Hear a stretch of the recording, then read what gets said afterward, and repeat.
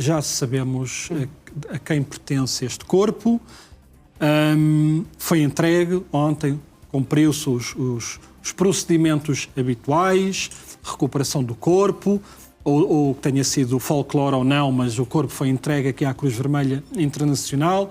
Posteriormente é cedido às forças de defesa israelitas que estão no terreno, segue para o Instituto Forense, creio que em Tel Aviv. Foi feitas as análises normais e sim, confirma-se, o corpo é de um refém israelita de nome Meni Goddard, que morreu,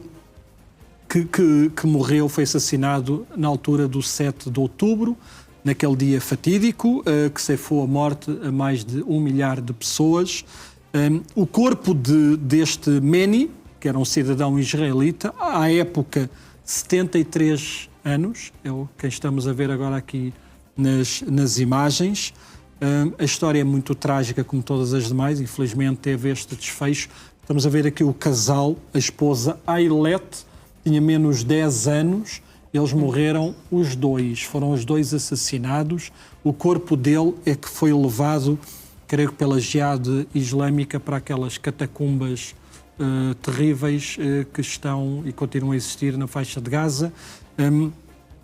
Este casal era muito querido no seu kibbutz, ou na sua comunidade. Eles eram de Be'eri,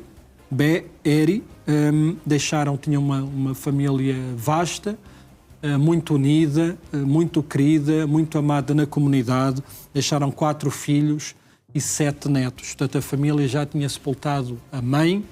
Chegou agora a altura de sepultar o pai e avô, 7 netos, sempre numa angústia muito grande, sabendo onde estava o paradeiro. Aliás, nem sabiam se estava vivo, se estava morto.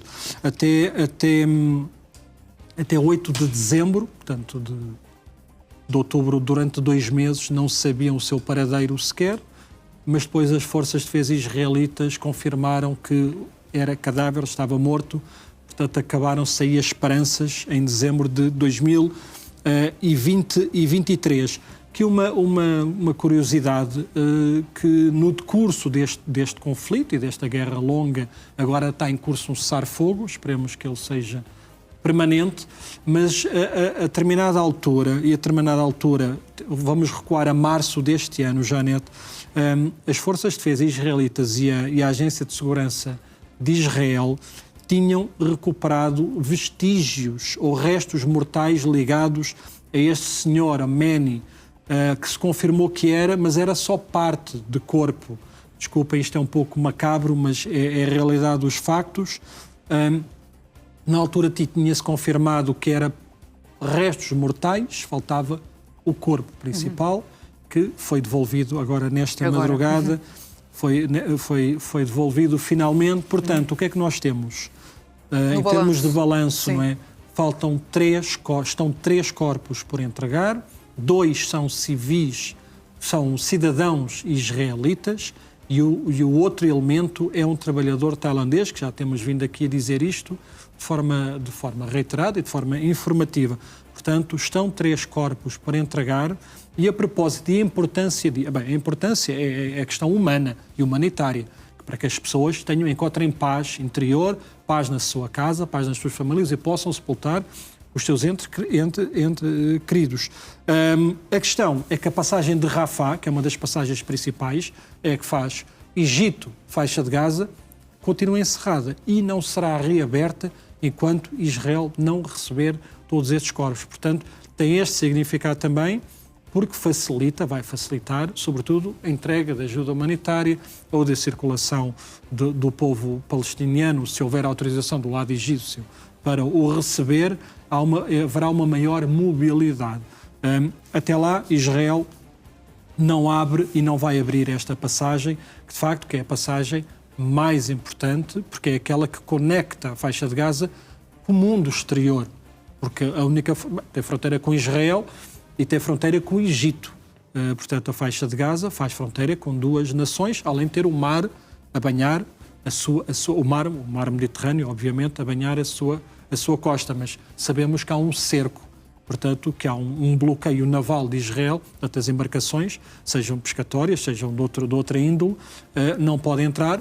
É só lembrar o que aconteceu com a flotilha, sabendo perfeitamente que tentaram furar esse bloqueio e sem o conseguir, mas isso era expectável. Portanto, isto para dizer que a faixa de Gaza, se encontrar paz, um rumo, um caminho, a localização até é de excelência. E se houver paz e fraternidade com os judeus, a faixa de Gaza tem todas as capacidades e potenciais e possibilidades de ser uma nação e um Estado com futuro e progresso. Portanto, tem uma costa, tem fronteira com duas nações importantes, como é o Egito e Israel. Vamos aguardar, só fiz o contexto geográfico desta questão.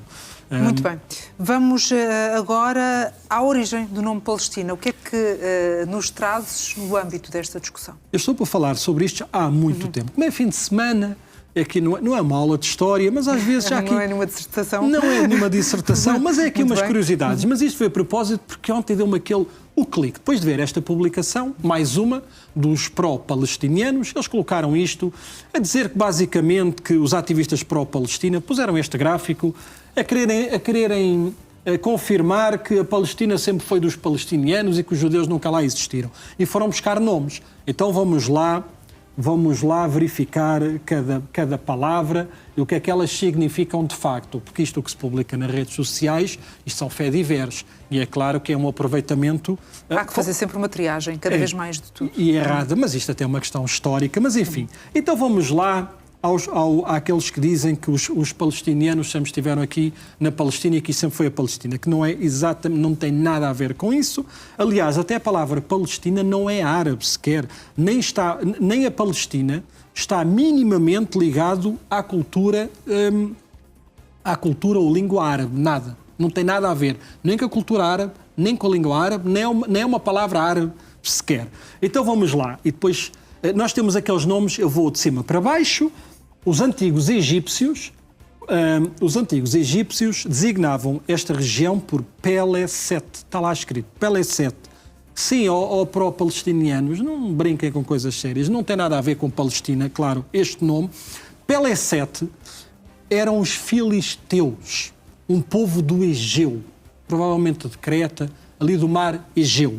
Era um povo grego que invadiu Canaã por volta de 1200 a.C. Portanto, estes filisteus não eram árabes, não eram nativos desta região e têm esta particularidade. Olha, gostava de perceber o que é que aconteceu aos filisteus, que eles desapareceram há 2500 anos. Este povo, que era um povo do mar, um povo com uma cultura interessante, não deixaram nenhuma linha genética, não há continuidade cultural, nenhum legado, só existe o nome.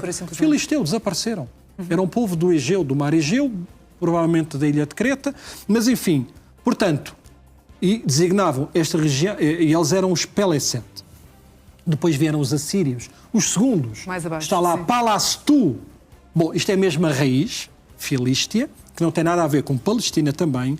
Os assírios usavam o termo para descrever as cidades filisteias. E havia cidades filisteias importantes, como Gaza, a cidade de Gaza, ou Ashdod, o tal porto por onde foi a flotilha. Ashdod fica na atual Israel. Portanto, e eles só designavam estas duas cidades, os assírios. Nunca falaram de Jerusalém, da Samaria, do resto da terra de Israel. Portanto, este Palastu também não designa nem palestinianos, nem Palestina, absolutamente nada. Gregos, vamos à Grécia, que designavam, era um termo regional, Palaestine, desculpa, não sei como pronunciar isto, Palaestine, mas historiadores gregos como Heródoto, toda a gente conhece, ou quem está ligado à história, usavam o Palaestine como um termo regional.